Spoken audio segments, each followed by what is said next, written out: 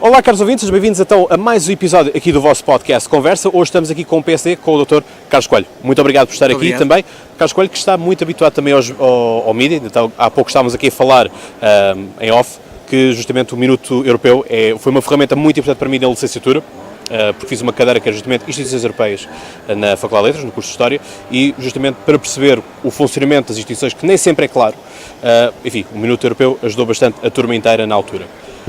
E começámos justamente com perguntas do público, portanto é algo que todos os candidatos recebem, e justamente começamos com a Mafalda, que vem do Porto e que faz uma pergunta pertinente, né, que diz: se não lhe parece que o PSD está a marcar a campanha como se as eleições fossem legislativas, vejo mais ataques a António Costa do que ideias para a Europa, e se existissem os documentos todos online com que chega às pessoas e acaba por marcar a política pela negativa. Quais são as ideias, as prioridades do PSD para a Europa e o que fizeram os eurodeputados do PSD no último mandato na Europa? Tantas perguntas. Tantas perguntas numa só. Vamos cá ver. Posso refazer se quiser. Eu acho que é inevitável que tenhamos alguma contaminação porque temos as eleições europeias em cima das eleições legislativas. Dizer o contrário é mentir.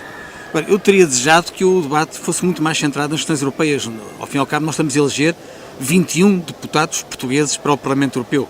E, na minha opinião, eleger 21 deputados portugueses para Bruxelas e para Estrasburgo significa eleger 21 embaixadores do interesse nacional. É importante que os portugueses saibam o que é que estes embaixadores querem representar, de que maneira querem representar Portugal, quais são as propostas que têm. Preferia um debate muito mais centrado em temas europeus, mas percebo que a sobreposição da agenda eleitoral acaba por misturar muitas coisas, política europeia e política nacional. Em qualquer circunstância, o PSD tem um conjunto de propostas concretas que divulgou no seu manifesto e elas são muito claras. São muitas, deixe-me só talvez sublinhar três. A primeira, a ideia de que nós não aceitamos cortes nos fundos para Portugal. Nós lutámos no Parlamento Europeu com sucesso para que o Parlamento concordasse que Portugal não podia perder fundos, ao contrário do governo socialista, que se acomodou a cortes de 7% na coesão e 12% e até 25% na PAC, na Política Agrícola Comum. Nós estamos contra isso. Não aceitamos que no próximo quadro plurianual Portugal tenha menos do que recebeu no anterior. Em segundo lugar, consideramos que é essencial dar resposta à ciência e à inovação. Concordamos com o novo programa Horizonte Europa, que é melhor ainda que o Horizonte 2020, e achamos que no quadro deste programa deve haver um programa específico para erradicar o cancro. Achamos que a Europa tem todas as vantagens em afirmar-se ao nível mundial como uma potência pioneira nessa investigação. Defendemos um programa integrado que vá desde a investigação até à aplicação terapêutica. Não basta descobrirmos mais no campo da ciência, temos que levar essa ciência e essas descobertas ao plano dos tratamentos para que as pessoas possam beneficiar, e temos um programa concreto de erradicação do cancro. E temos uma proposta mais dirigida aos jovens, que é a aposta no primeiro emprego. Achamos que é fundamental reforçar as oportunidades dos jovens que ainda não tiveram primeiro emprego, terem acesso a isso. Defendemos um reforço do Euros com a criação de um programa específico para o primeiro emprego dos jovens. Muito bem. Mafalda, espero que a resposta seja esclarecedora para ti. Temos também outro caro ouvinte, que é o Nuno Tirapicos Reis, que diz: tenho duas perguntas. O que pensa o Carlos Coelho da criação de um salário mínimo europeu? E depois a segunda é sobre a questão dos refugiados. Crê que a Europa deve ser mais solidária entre Estados-membros, dividindo os refugiados entre os países da União? Muito bem, são duas coisas diferentes. Sim. Vamos à primeira. Salário mínimo europeu. Eu gostaria muito de ter um salário mínimo europeu, mas primeiro, nem todos os países europeus têm salário mínimo nacional. Há Estados-membros da União que não têm isso. Há Estados-membros da União que têm salários mínimos, mas ele não é universal. No caso da Holanda, ele muda de acordo com o extrato etário, de acordo com a idade das pessoas. E as diferenças no salário mínimo neste momento estão de 1 para 7. O salário mínimo mais pequeno é o da Bulgária, anda à volta dos 270 euros. No Luxemburgo são mais de 2.000 euros. Portanto, há ainda demasiadas diferenças de natureza económica para podermos dar esse passo. Eu creio que ele era um passo desejável, mas para ser completamente sincero, acho que ele é impossível no imediato. Relativamente aos imigrantes, eu concordo com a pergunta. Isto é, nós só conseguimos dar resposta ao problema dos refugiados com uma capacidade europeia. Isto é, nós não podemos deixar os países da linha da frente entregues à sua sorte. Não podemos deixar a Grécia, a Itália, Malta, aqueles países onde os refugiados, na maior parte dos casos, chegam, não podem tratar disto de forma isolada. Nós somos um espaço sem fronteiras internas e, portanto, em bom rigor, quem está a entrar num desses países está a entrar na União Europeia. A recolocação era a exigência que se devia fazer. Nós defendemos uma proposta da Comissão Europeia para haver um programa obrigatório de recolocação. Esse programa nunca foi aprovado, primeiro porque a própria Comissão Europeia esteve hesitante, em segundo lugar porque o Conselho Europeu não deu nenhuma capacidade decisória a esse projeto, ficou completamente entalado no Conselho, mas essa é a única hipótese. O que a Comissão fez foi negociar caso a caso com os Estados-membros, saber quantos refugiados é que cada um queria receber. Olha, é impossível, quando estamos perante um fluxo muito grande, estar a negociar caso a caso quantos é que cada um quer receber. O sistema obrigatório de recolocação era, de longe, a melhor solução. Muito bem. Vamos à última pergunta e aqui vamos saltar as perguntas que costumamos fazer, porque, enfim, já respondemos aqui também um pouco das políticas dos jovens, portanto, se calhar fazemos um pouco de remate mais lá à frente, mas esta questão também da imigração acho que já está um pouco respondida, não é? Por assim dizer. Há mais uma pergunta que vem justamente de um podcaster de Vila Nova de Famalicão, que é como... não, estes são aqui. Ora bem, é sobretudo, portanto... Que exemplo no Parlamento Europeu votar leis em conjunto com partidos que têm ideologias semelhantes à deles? E já que não é preciso pagar sobre as taxas nos impostos, se não é a altura de devolver também aos contribuintes com retroativos à taxa de juros correspondente? Vamos cá ver, são duas coisas diferentes também. Sim. No Parlamento Europeu nós temos uma tradição de representar sobretudo o país, o que significa que não é incomum deputados portugueses de partidos diferentes votarem da mesma maneira. Não em todas as matérias, naturalmente. Até às vezes temos interpretações diferentes do que é o interesse nacional. Até vocês estão sentados juntamente com a família política. Portanto, não é sentado Portugal aqui, Espanha ali, portanto, estão todos misturados, por assim dizer. É um Parlamento em que os assentos são feitos por família política, mas muitas vezes, na maior parte das vezes em que Portugal está em causa, todos os deputados, desde o CDS ao PCP, votam da mesma maneira ou de maneira muito próxima. Isso significa que, independentemente de diferenças ideológicas, sei lá, se estivermos a discutir verbas para Portugal, é natural que todos os portugueses votem da mesma maneira e que não haja uma clivagem partidária. Eu acho que isso é saudável, porque, como disse há pouco, para mim, eleger 21 deputados portugueses ao Parlamento Europeu é eleger 21 embaixadores do interesse nacional. Se o interesse nacional está em causa, devemos estar todos a remar para o mesmo lado, sem prejuízo de matérias em que isso não é possível. Relativamente à questão dos impostos e das receitas, convém ter presente o seguinte: Portugal é beneficiário líquido do Tesouro Europeu, isto é, entre aquilo que pagamos e aquilo que recebemos, a diferença é, grosso modo, de 1 para 3. Nós pagamos 1.000 milhões e recebemos 3 mil milhões. E, portanto, aqui não se trata de devolver nada aos contribuintes, nós estamos a beneficiar desse investimento. O governo anterior, o governo do PSD, conseguiu negociar um quadro comunitário de apoio, que este governo não está a aplicar bem porque tem níveis de execução muito baixos, mas que podia permitir beneficiar de 12 milhões de euros por dia. Esta capacidade financeira devia estar a ser aplicada para potenciar o desenvolvimento da economia portuguesa e para potenciar a criação de emprego. É nesta relação que nós estamos face à Europa. Nós não somos contribuintes líquidos, nós não somos os que pagam mais do que recebem. Estamos exatamente na posição contrária, recebemos mais do que pagamos. E, portanto, qualquer solução que tenha a ver com a devolução dos impostos, para nós é má política. O que nós temos é que gastar bem aquilo a que temos direito. Isso parece quase o cartaz do CDS, não é? Aproveita-me aqui a brincadeira, aproveitar bem o dinheiro da Europa. Obrigado desde já por ter respondido, espero que os caros ouvintes tenham gostado das respostas. Agora, justamente essa questão, vamos soltar um bocadinho a questão dos refugiados e tudo isso, mas vamos centrar-nos naquilo que é o mais importante, que estas eleições vão ser particulares.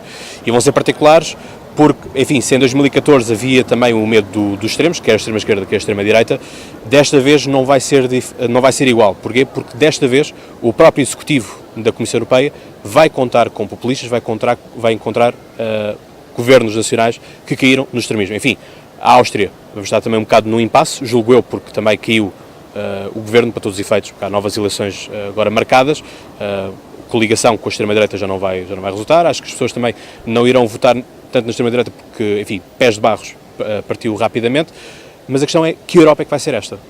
Um projeto que supostamente visaria para o caminho do federalismo, se estamos cada vez mais desunidos do que unidos.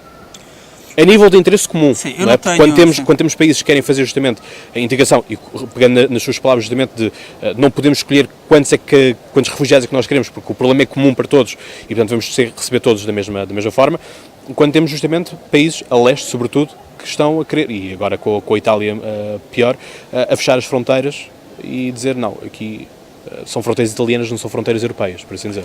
Eu não tenho uma bola de cristal para antecipar o futuro. Eu gostaria que houvesse mais integração. Acho que mais Europa é mais capacidade de desenvolvimento, designadamente para Portugal. Eu acho que se houver uma força política que diga aos jovens portugueses que eles podem ter mais desenvolvimento e mais emprego, melhor nível de vida fora da Europa, estão a mentir. Não é possível. Portanto, eu desejava mais integração europeia. Mas, como disse bem, eu acho que no imediato isso é impossível. Nós vemos exatamente estarem a crescer os egoísmos nacionais, às vezes até os fanatismos nacionais, e portanto não creio que haja nenhuma possibilidade de, no curto prazo, nós termos um reforço dos fatores de integração. Agora, o que é que pode acontecer nestas eleições de perigoso? Pode acontecer que estas forças que são eurocéticas, e em alguns casos até racistas e xenófobas, nos casos mais radicais, podem ter até 1/3 do Parlamento de acordo com as sondagens. Olha, se isso acontecer, nós podemos estar a eleger um número significativo de deputados europeus que querem a destruição da Europa. Isto é um contrassenso.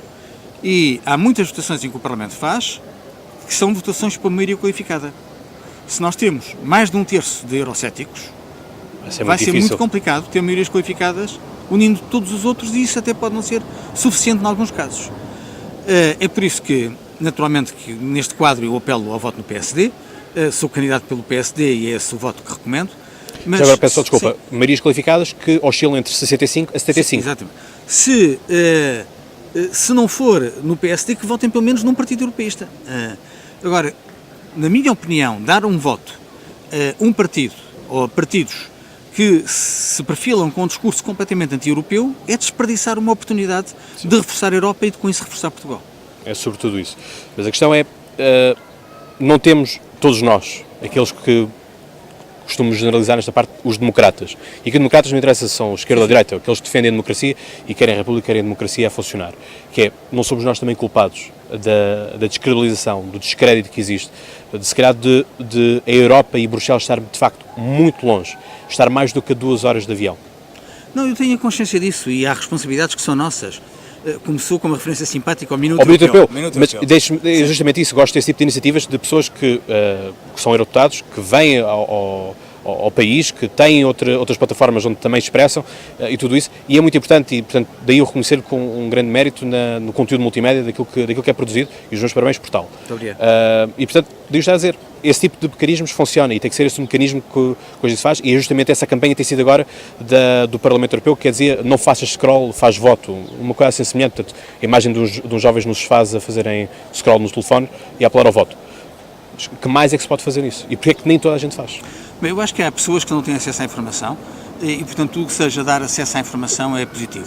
Tentámos isso com o Minuto Europeu, tentámos isso com o Euroogle.com, que é um dicionário online, um dicionário que traduz de europeu para português, porque há um europeu, há palavras que têm um significado diferente em europeus do que em português, e há siglas. Por exemplo, PCP é um partido comunista português em Portugal. Sim. Mas PCP na Europa é a Política Comum das Pescas. Portanto, a mesma sigla tem outra... Ou a CDU também, não é? A CDU está no poder na Alemanha, não é? A CDU é o Partido Democrata Cristão Alemão. Portanto, há, de facto, siglas e nomes, designações, conceitos que mudam de europeus, entre aspas, sim. Para português. E, portanto, esse dicionário online é o maior dicionário que temos nos termos europeus e é uma coisa que um projeto que está em permanente atualização e é saudável. E é muito útil, sobretudo para quem está a estudar e gostamos muito de fazer e estamos sempre a melhorá-lo. Agora, temos que ir mais longe. Eu aceito, de uma forma geral, todos os convites que recebo de escolas. Mas percebo que isso é falar para quem tem interesse, para quem faz perguntas. Vamos ser claros, a maior parte dos portugueses e muitos jovens portugueses não sequer têm esse apetite, essa ânsia de saber. Temos um indicador claro que foi o nível de participação nas últimas eleições europeias. Em 2014, 2 em cada 3 portugueses ficaram em casa, não foram votar nas eleições europeias. O nosso nível de participação foi 33,7%, foi das mais baixas na Europa. Isso tem, os jovens então nem se fala. Isso nos jovens é pior ainda.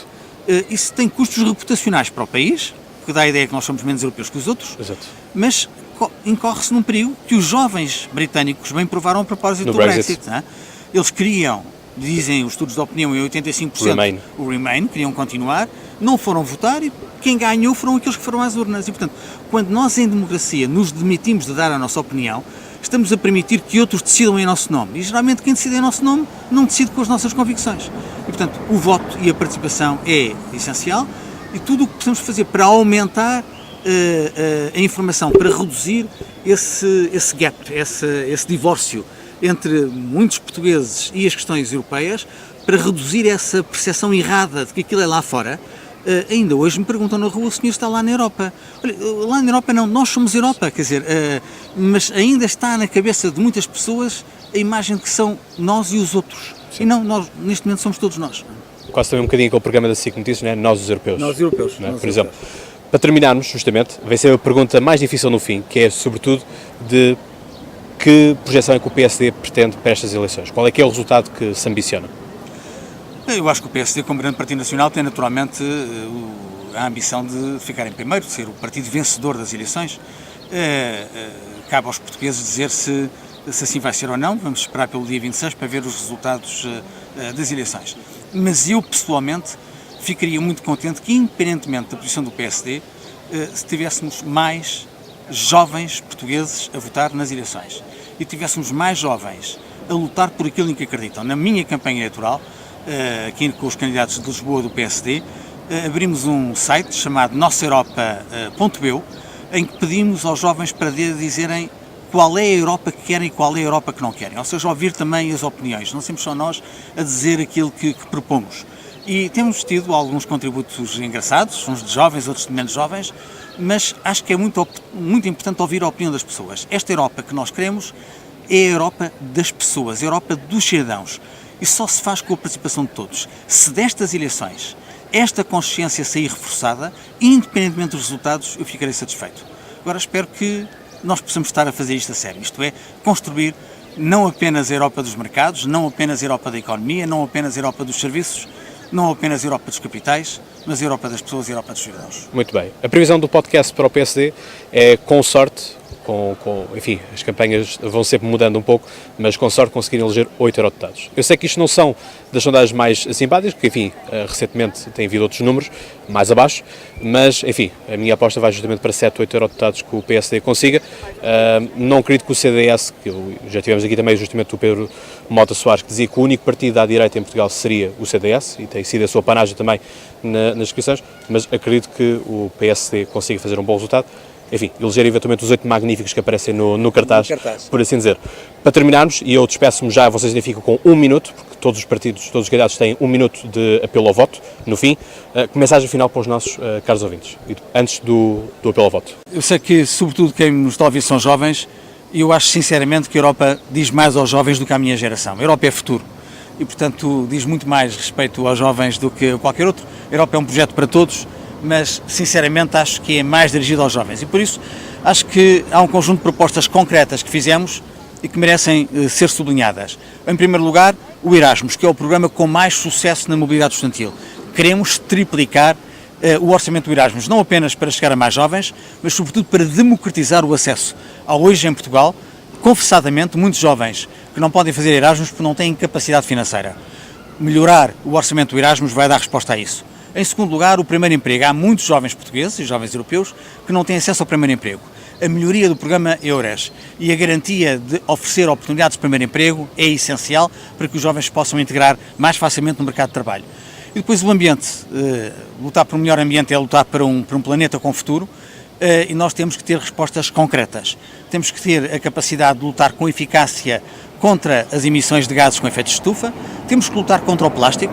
A proliferação de plástico é um problema real. Se nós não fizermos nada, em 2050 teremos mais plástico do que peixe nos nossos mares e temos que alterar as nossas formas de produção e de consumo de energia. Isto são propostas concretas que dizem respeito aos jovens, e espero que os jovens também assumam estas ideias e a sua Europa como a Europa deles. Muito bem. Carlos Coelho, foi um gosto enorme estar aqui a conversar consigo. Muito obrigado. Desejo o maior sucesso para o PSD nas eleições. Enfim, não cabe ao podcast dizer felizmente ou infelizmente, porque também não queremos ter problemas com a Comissão Nacional de Eleições, como é óbvio, não é? Temos de ser imparciais com todos e, portanto, a simpatia pode ficar aqui. Portanto, caros ouvintes, eu despeço-me já. Ficam ainda 1 minuto com o Dr. Carlos Coelho para fazer o apelo ao voto. Como eu costumo dizer, vocês já sabem então, mais que de cor, até lá tenham boas conversas, mas já agora, dia 26 de maio, votem nas eleições europeias. A minha mensagem final é muito simples. Vocês hoje não são apenas cidadãos de Portugal, são cidadãos europeus. Ao fazer Erasmus, ao viajar ou trabalhar noutro país, nesses países não são tratados nem como imigrantes, nem como estrangeiros. São tratados como cidadãos e têm um conjunto de direitos. Pois bem, esta cidadania europeia não pode ser apenas para se falar, tem que se exercitar. E uma das formas de exercitar a democracia ao nível europeu é participar nas eleições. Não deixem que outros decidam por vós. Não deixem que a vossa ausência permita que, em vez de termos europeístas convictos a representar Portugal, tenham deputados a querer destruir a Europa, destruir este património. A Europa, que é o vosso futuro, também se faz com a vossa participação. Não deixem de votar no dia 26 de maio.